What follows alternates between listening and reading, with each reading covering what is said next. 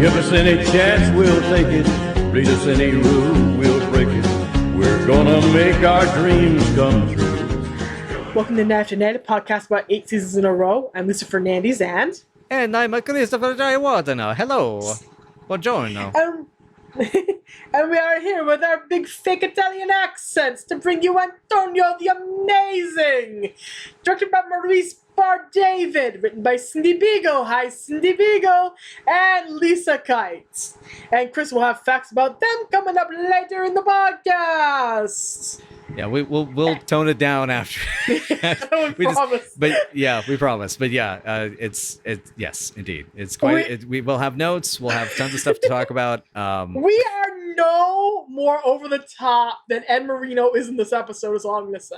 Oh yeah, to say this is on brand for this episode is just being downright honest to goodness truth there. Everyone is Italian, very Italian. Here's what the Fakakta episode is about. Laverne's hunky Italian cousin Antonio stops by Milwaukee and crashes on the girl's couch, much to Laverne's frustration and Shirley's delight. The immigrant goat herder Antonio immediately sets about making friends with Carmine and Lenny and Squidgy and trying to accrue his fortune in America. Unfortunately, surviving life on his own in a new country is not as easy as he hoped it might be, and he cannot find work. With the girl's help, he nails a job interview, but bombs at selling shoes at Meckler's department store. Frustrated and with his pride on the line, Antonio threatens to move back to Italy, but a surprising encounter at the zoo might change everything for him. What do you think of this one? It definitely reminded me why Francis Coppola said there was a pitfall he had in the list on his when he was adapting The Godfather. Like, they talk like this. Yeah, it definitely reminds me of that. I think, one of the sad things is that even great seasons get these occasional disjointed sitcom episodes. Yeah, it's a weird episode. Gosh, it's a weird one. It feels it's really odd. It doesn't feel like they were done. It feels like the script wasn't done. It feels like they didn't budget it. They could have done more. And for whatever reason, they just kind of had to just sort of put a kibosh on things. And I think the fact that this is the first of 3 episodes that Cindy and Lisa do for the series, that I have a feeling it's kind of like, it's like, all right, it's the first assignment. They got to go. And because, they worked on a ton of stuff, and they worked on like Mork and Mindy and Happy Days, Mama's Family, Married with Children, Head of the Class. Yes. And, they collaborate on a bunch of different stuff, but this is like the beginning. So it's very strong for that. And, the cast and the directing is able to get some wonderful, stuff out of the material, the raw, ore, as it were, to make some gems here. But it's a strange one. I mean, you have we have the fact that his name is Antonio, which means he's not the cousin Tony from New York, but he's the cousin Tony from Italy. Yes.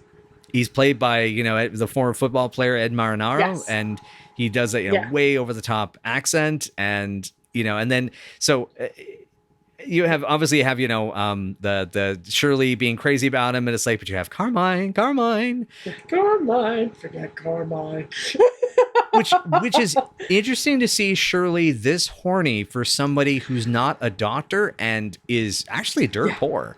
I mean, it's very interesting. Point 2, this episode is extremely horny. Yes. Extremely horny. It's like it's almost like you can see Cindy's roots that will lead her to Married with Children in this episode. It's a very horny episode. Mm-hmm. It's a really interestingly horny one.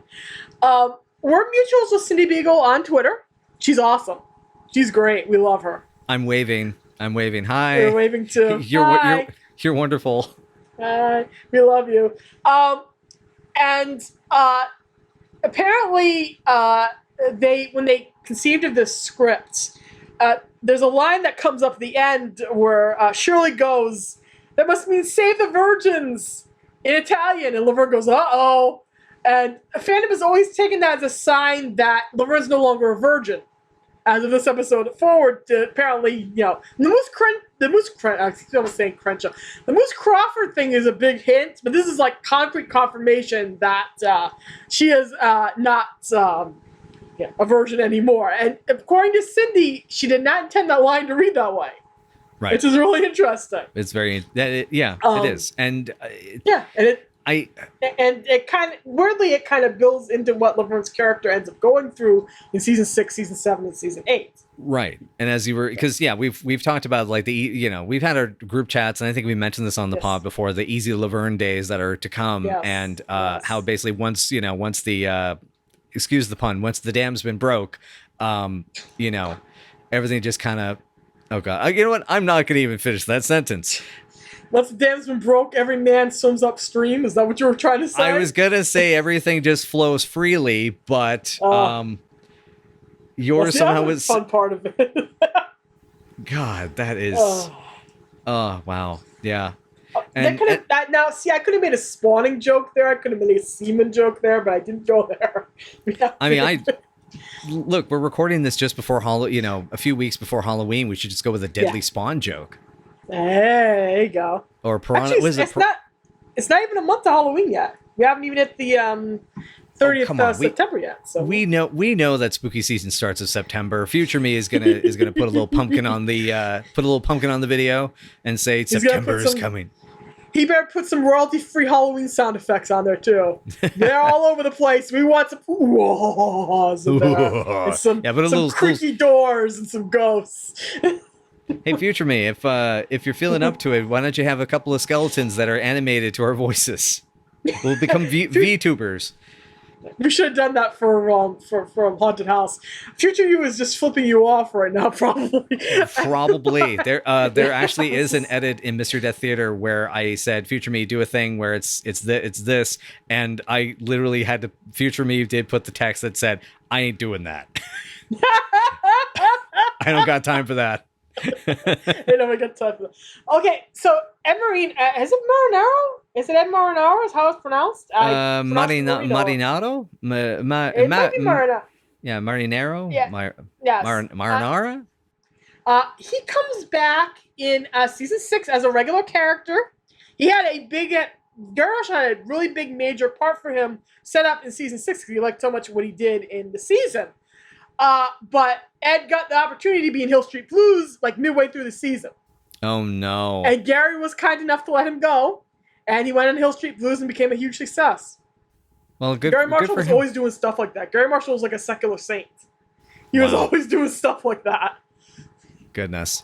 I still love that he, I was looking up researching what roles he was in because he did quite a bit of acting, obviously, after he got out of the NFL.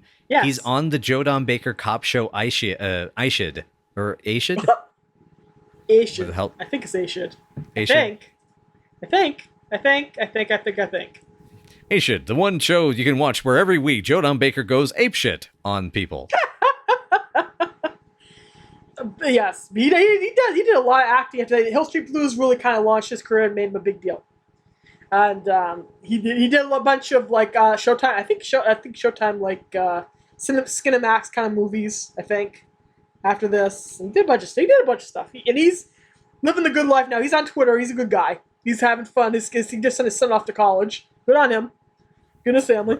Thumbs up. But yes, we will have him back starting in the second episode of season 6, leading all the way up through the 12th season, at what point his character completely disappears. 12th episode. At what point his character completely disappears in episode 13. He just does not exist in episode 13 from then on. And Laverne is free and single. I'm not going to reveal too much about his character now.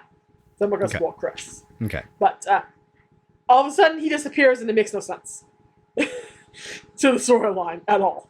Mm-hmm. But yes, he has a major part. What also doesn't make sense in this episode is that we have a friend of the girls named Bunny Burger who is not declared to be either an exotic dancer, a stripper, or a porn star. Yes. Yeah, amazing. But she has a lot of husbands, and she gives a great confession. Apparently. And Laverne's so excited to hear about all the dirty, dirty, dirty things that she might say that she actually eavesdrops outside of her confession, which is interesting in of itself. Oh, gosh. I would actually love to hear, after her honeymoon, she goes to confession, which is interesting. Just imagine what that means. Oh, certainly. Yeah. And I do love Shirley, God, it's like take a pencil and paper with you. I want to know everything. Yeah. She wanted to know everything. That's pure voyeuristic Shirl there. Wanting to hear everything, but not wanting to sashay up Smut Lane, but wanting to know it all. Yeah. It's kind of great. The girls seeing Antonio lying there, and they go, "He's so long." It's like, and the rocking and the humming. And then Shirley does what Squiggy says he's going to do in Bus Stop. Give him a little slice of the old Princess Charming. Right. And Squiggy tried to give her a slice of the old Prince Charming. Yep. I saw him first. Oh, gosh. I saw him first. Remember when you asked what I want for my birthday pop? Point. That's literally my next note. Yes. So filthy. Literally, my next note after that is filthy in all caps. Just filthy. Mm-hmm. It's like... And it's remarkably dirty. It's like, and then Laverne is just horrified that she's knocking on her cousin. Yeah, which is interesting given canonically, the kissing cousins level of playing doctor with Anthony. Yeah, there definitely was something going on there. There was looks. There was looks that was happening. There was looks that was probably She said she literally played doctor with him. She literally said she played doctor with him. Right. Yeah. You're right. Oh, God.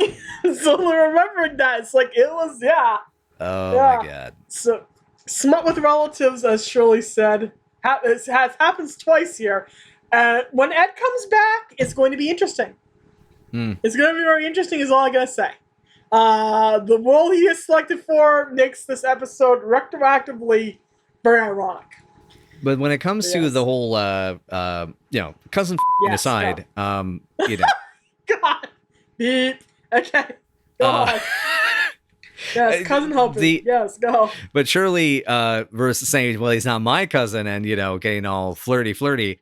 And Edna's, Shirley, you've got Carmine. Yes, I have Carmine. And thank you for reminding me of that, Edna. I have to say, it's so funny to be recording this while going through the episode 4 episodes because I've really enjoyed Carmine for so much of season 5, and just remembering how much I hated Carmine in season 4, like absolutely like despised him and wanted to emasculate the man with a pair of shears. You want to do the burning on him? I see. Okay, well not only the neck, only the wang is the neck. Yeah, the wang is the neck. Well, I guess actually it's. Have you seen that Paul Verhoeven movie, The Fourth Man? Yes. You know the scene I'm talking about with the scissors. Yeah. Make sure, folks at home, make sure safe search is on if you search that movie. Yeah. Don't Google it. Don't. It's a great movie though. It's like an R-rated. No. It's like a practically X-rated Hitchcock movie. It's pretty good. Pretty much, yeah. In ways that Body Double is not. It's like that shit with this. Yeah, well, De Palma wasn't allowed. De Palma wasn't allowed. They didn't let him. That's the problem. True. Sad. Shirley does the shimmy on an unconscious man. On one hand, like, I feel like she's earned this, considering how shitty Carmine was in season 4 to her. Mm-hmm. But on the other hand, he's been so good this season. Their relationship has kind of evened out and matured and become better. It kind of feels ick. Mm-hmm. But so I'm of multiple minds on her doing this. Mm-hmm. Same. Though I laughed at Carmine, who. Yeah. Oh God. Great. Yeah, and just eats it up and I love when she holds on to him with the hug and it's just like being carried a foot off the floor. Yeah. Like, what about Carmine? Carmine who? And yeah. But you got to figure he's got the big guns, he's got the pretty face, he's got the nice hair, he's got the 70s jeans and boots. Those are pretty much bell bottoms, aren't they? Getting damn close anyway. Yeah, pretty much. The costume issues will not get this really, really bad until we get to season 6, and they just kind of give up, and everybody has disco collars. Ugh, God. It doesn't look like they were in the mid-60s at all for a while. Yeah, it's negligible. I think Antonio's a good enough guy. He's a nice guy. He's very cheerful, very determined, very stick-to-itive.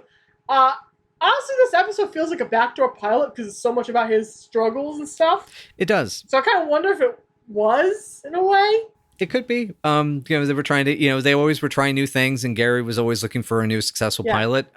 It also feels like a very much they're redoing the material that was started in How Do You Say Are You Dead in German as well. Yeah. Yeah. Antonio has a bigger personality than Eric, so it's an interesting thing. He has a love of animals established and a previous occupation as a goat herder. That works pretty well. I love how he's just like so excited to be in America. The largest bowling alley in all the free world. Yeah, we got the 12 lanes. Eighth wonder of the world. I'm going to be the best goat herder in all of Milwaukee. The president of Milwaukee. The best goat herder in all of Milwaukee. Good luck, my mother commented on that. Your mom, bless your mom. I love that. I love the scene with Lenny and Squiggy and him. Right. Watching them exercise and questioning their sexuality.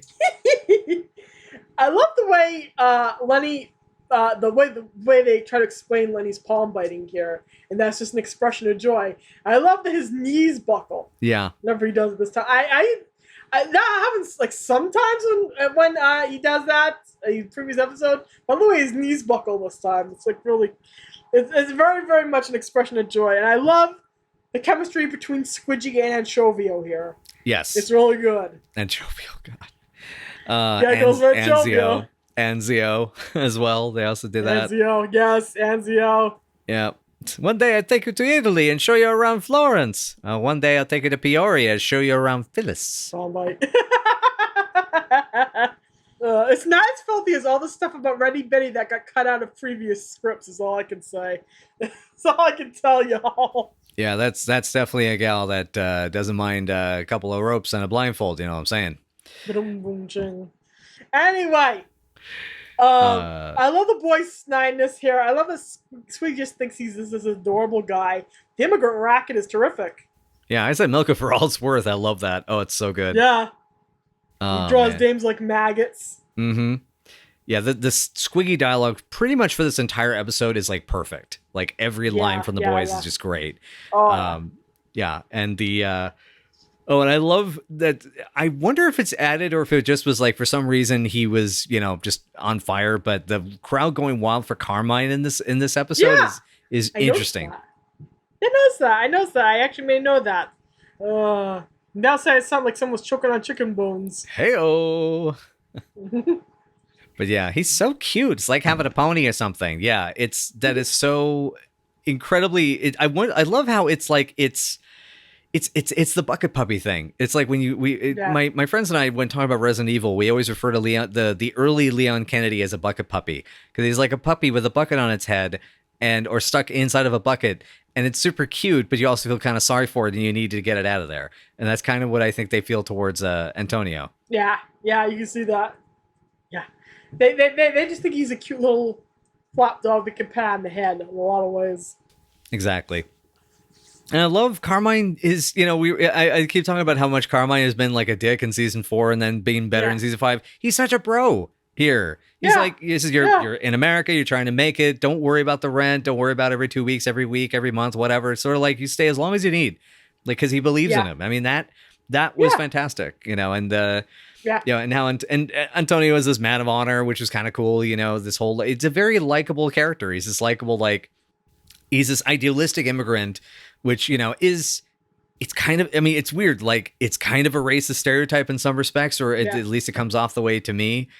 Because I mean, my father is my only like direct line experience of an immigrant coming to this country, and his was he was excited to be here in America. He loved coming to America, and he felt more like coming home and all that kind of stuff, just because of culturally he was more American. But his experiences with like his family, who didn't like it being here, who wanted to be elsewhere, who wanted to be back home but couldn't because of the war in Sri Lanka and all that kind of stuff. Just because, I mean, the Tamil Tigers were just bombing civilians, like no big deal, like all the time, basically. That's exaggeration, but but it's like if you look up the whole conflict, the civil war in Sri Lanka, like that was their experience. So these are people that looked at it negatively as if like I'm having to, they are, they're against me, they're this, they're that, and etc. And they're treated with kind of the same paranoia they did back home, which is, for some people, is honestly the way you see a lot more of like, it can be more of the immigrant experience, just depending on who you're around. And so it's just interesting that yet again in a sitcom, the idea is to show the adorable country bumpkin, basically, is what I'm getting at. So it's like not a educated person that's a little more discerning, or someone who is, a little more realistic about it, and the balloon. The balloon beam, the balloon pops, but not as hard, But I don't know. But it's just a thought. Yeah. It's really interesting how they try to portray him versus the way all the way back in season 1, the way that we had everything going on in how do you say "Are you dead" in German. It's interesting how the difference in how they portray the immigrant experience. Laverne's mother is generally an immigrant. Grandmother is generally an immigrant, and it's interesting how the character portrayal has changed along the way. With the way it's a little less bootstrappy this time out. Mm-hmm. The how you say "Are you dead" in German is very bootstrappy.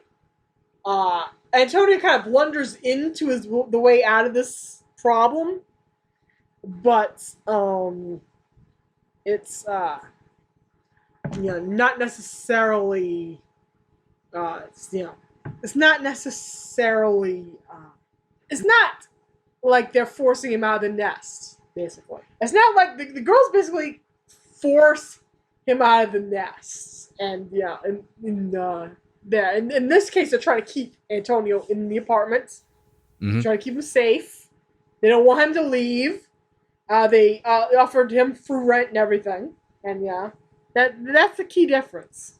Yeah, it's like there's a I didn't think of it that way, but that is exactly the difference between the situation with Eric versus the situation with Antonio, is that Eric was like, here's your job, get out. You're trying to almost like find a way to get rid of him, whereas Antonio, they're more trying to solve an issue of, we want this person to join the family.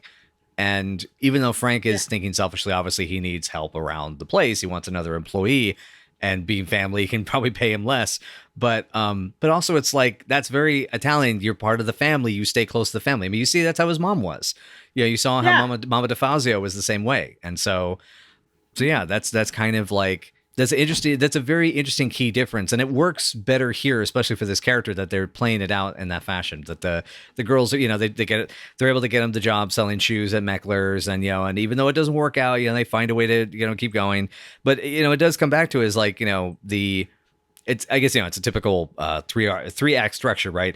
Person has a thing they want to do. People make him try to do things until finally he admits what he actually wants to do and goes and gets a job doing that, which is pretty much that's the arc. God, I sound so bitter and cynical when I put it that way, but so it's realistic, man. Like I said, it's like the show's trying, at least trying to kind of give you that flavor of being showing that their position on immigration has kind of progressed, where it's okay to help people. Eventually, they'll find their way, because Antonio is so determined to get there without any help at all. And everybody else is like, no, we won't let you get there without any help at all. I don't think your POV there is too cynical. Yeah, it's just how it's how it goes. I love that we actually get very self-mocking. First of all, Antonio's whole thing with the shoe fitting story at Meckler's, Jesus Christ, that's very Married with Children. Very with children. It is, it gets hit on and he basically he got in trouble for turning down Mrs. Meckler trying to have sex with him, basically. And it's implied. Have an affair with him. Yeah, and I was thinking that reminded me a bit of what was it? Stolen Kisses, right? Francois Truffaut. Because yes. And then he gets it all discouraged, and everybody feels bad for him, and the show absolutely becomes like self-mocking here with Shirley's speech. Yes. Oh, God. My time to shine. Come on, give him a rubber tree plant speech. Come on. And then Shirley just has a total breakdown giving him the speech. Oh, Laverne gets really emotional, though. And then yeah. Oh, that's so good. Oh, so good. Yeah. Yeah. And a dream should never die. Yeah. The soul will wither and fade away. And then she talks about the setbacks and her dream. God, and she remembers a place in the world day after day, capping bottle after bottle, night after night. You're lucky. You can go back to Italy. Where can I go? I just love this explosion and the eruption of her agony coming forth. Her broken soul and dreams, childless, dogless mess. Oh God. I'm going to go lie down. And it is interesting. I actually really do like the exchange where he says, you girls didn't fail, I did. And Laverne, kind of snaps like, stop that. Just stick to it. You'll find a job. We'll make a list of places, etc. What I like about that is that it's taking a more of a balanced view because things aren't working out for him, but it also is a case of like, so I guess what I mean is he's not going the right path, right? Because this often happens the way that we have a tendency to be self-critical about the paths we take. And sometimes we don't choose the right path to take because that's not what we want. And we're not aware of that. Yeah. There's other things motivating us to do that.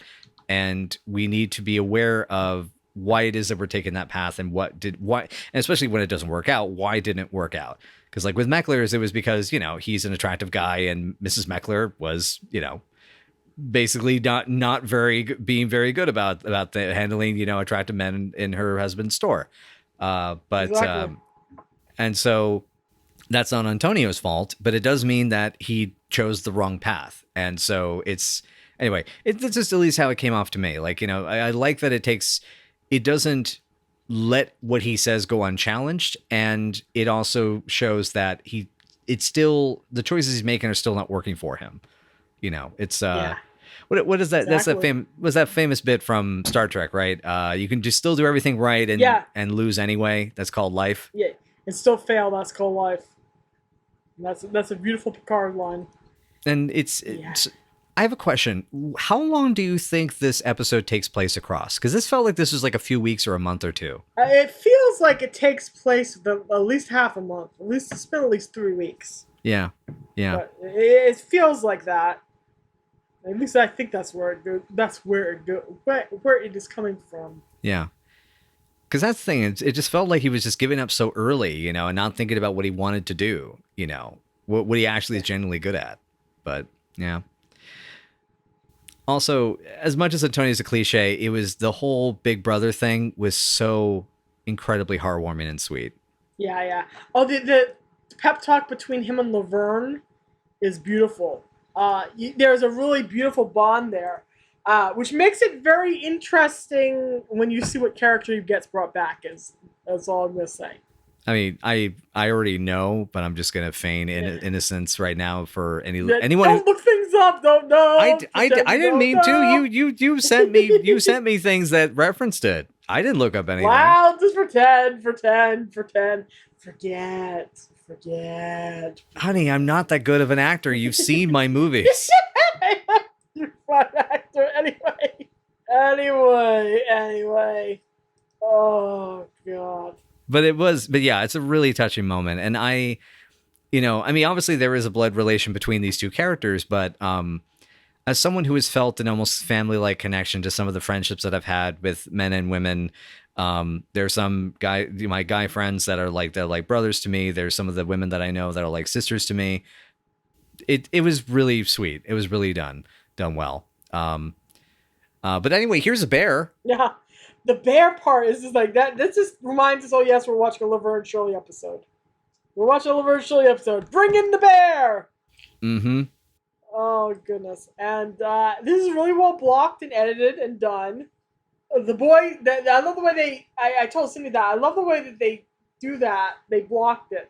So the girls try to herd the bear into their bedroom and still it follows them right out the back door. Oh, it's so good. In the living room. That's really fabulous.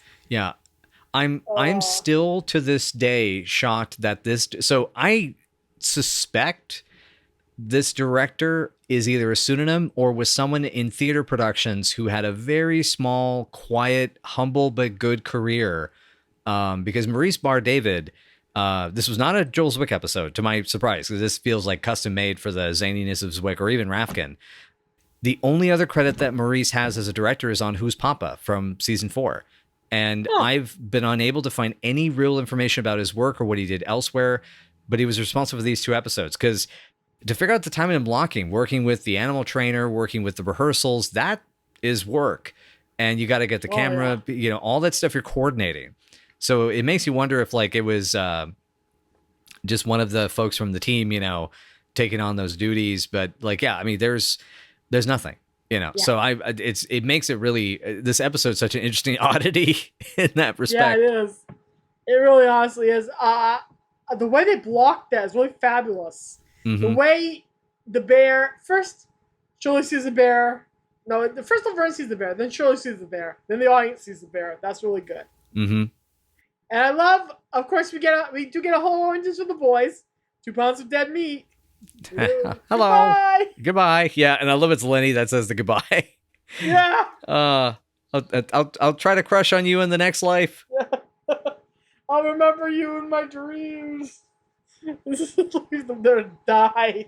Maybe you'll give him a pep talk and he'll get depressed and leave the country. I feel sorry for that bear drinking all that Coca-Cola. Goodness gracious. I'm sure there's something in it that's not Coca-Cola to keep the bear. Yeah. Interested in the scene, so to speak. Yeah. Happy, yeah. God, I do love the line. Give him something else. Give him Frosted Flakes. That's for tigers, Laverne. Yes. That's for tigers. That's for tigers. God, I love that. That kills me. And then Ed Marinaro, can actually use real Italian when he talks to Giuseppe, the bear. Yes, and the bear comes up with them, and then we get the virgin line, and then... Yep. You know this bear? Said, yes, he's my friend. He must have escaped from the zoo. Follow me home. What's wrong with you? Next time you take a bus, yeah? And then, of course, we find out he's got a job, and everything has turned out for the best, and the show ends extremely abruptly. Yep. It was a weird ass ending. This is a strange episode. It's the best of ways. Yeah, it's really an odd one. It's an odd one. Like I didn't dislike it, but damn, it's weird. Yeah. It's weird in the way that, like, for me, what I get out of a film like Six String Samurai, like, you know what I mean? Six String Samurai. I mean, I enjoy the movie. I need to see it again. I haven't watched it in like 20 years, but so much. But it's like one of those episodes where it's like, it's weird and I don't know exactly why, and I like it and I don't entirely always know why, but it's interesting. Like I feel bad not being able to like comment further on it in the deeper piece of part of his system. Tired, but it's a fascinating, it's a weird beast. And that sudden ending that the bear is technically the tag scene. Like that is so strange. Yeah, it is. It is a weird little episode, and we get the plot. We can't even be a taxi because we solve the main plot here. Yeah. We actually end up solving the main plot via the last scene. Mm-hmm. Antonio goes away. He's happy. He's got a job. Everything has been completely solved, and that's that.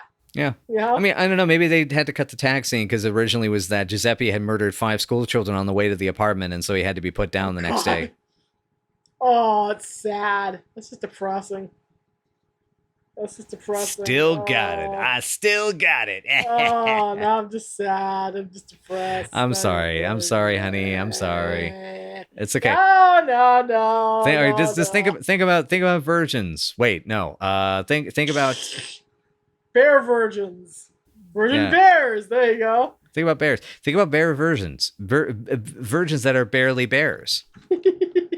We bear virgins. We Wait, bear what? Bears. Oh God, there no. My brain. Go. Anyway, your poor brain. I did want to say that my mom really liked this episode. She actually said, I wrote this down. This show is one of the only ones that makes me laugh out loud, and not a lot of shows make me laugh out loud. The lines, the slapstick, the Frosted Flakes, and she just really enjoyed this one a lot. And she thought it was really sweet, and she really loved Shirley's realization of her life and how the speech, the breaking character, basically of like, I've got, it's her time to shine, and just completely whiffs it because she's like, oh God, my life is a hollow lie. Oh, poor girl. Oh, I love your mom. I love your mom's observation. Okay. I believe that leads us to ranking time. I think so. Yeah, there's not a heck of a lot. It's like a 7.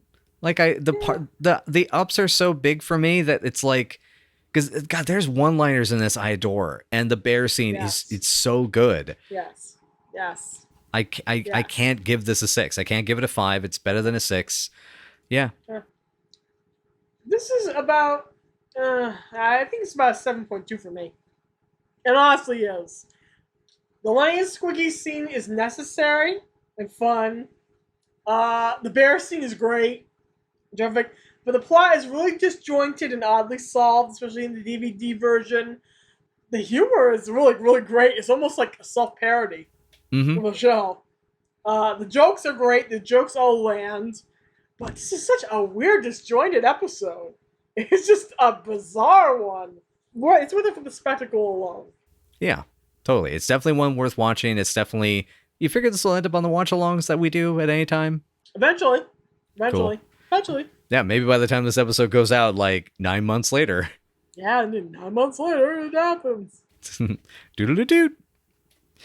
Awesome. Cool. All right. I guess that covers everything for today. But yeah, because I pretty much commented on all the stuff. The writers, the director, the actors. Yeah, that's pretty much it. But yeah, so we're gonna just I guess we'll have our quick word for the Anchor version, or I should say the podcast audio version. We'll have the quick sponsor ad from Anchor, and then we'll get into our outro. And now back to our outro. Thank you so much, everyone, for joining us today for Night After Night. And if you would like to know more, you can find us at Night After Night Pod on Facebook, Tumblr, WordPress, Patreon, YouTube, or at Night After Night PC on Twitter. On our Twitter page, we do different watch-alongs. We have tons of different content. We interact with the local and international and galactic Laverne and Shirley community. We also cannot confirm or deny whether the presence of actual bears that have learned how to use keyboards do contact us on Twitter. We just know that we can't disprove it, and so therefore we like to believe that it happens. And Giuseppe, if that is the case, you're a good person. Thank you. Anyway. Oh my goodness. So anyway, yeah, Lisa, what do we got next? I think I feel like I can hear the Huns off somewhere in the distance. No, not the Huns. Squiggy sleepwalks. Lenny tries to protect him, and we have a special guest coming on. That's the Duke of Squigman. Hey, I guess we'll just be ready for action on next episode. So make sure you join us, and then make sure to fuck up those aliens for messing up my ride. That's a Duke Nukem reference. Yes, I knew that was a Duke Nukem reference. I almost got to write dialogue for John St. John, and I'm still pissed at myself for not taking the time to do that. Because if I had, they were going to commission audio for it, and I would have come up with taunts for the voice of Duke Nukem to do. I didn't do it, and I screwed it. See, I told you my life is a hollow lie. Relatable, Shirley. Everything's all falling apart. It's all falling apart. What have I done with my life? Oh God, it's horrible. I'm a childless, houseless, jobless freak. Anyway, yeah, join us for Duke of Squigman. We'll deal with some sleepwalking issues and some issues with orthopedic footwear. Orthopedic novelty. Yes, indeed. Avoid bears, especially if you're not a virgin anymore, y'all. Bye.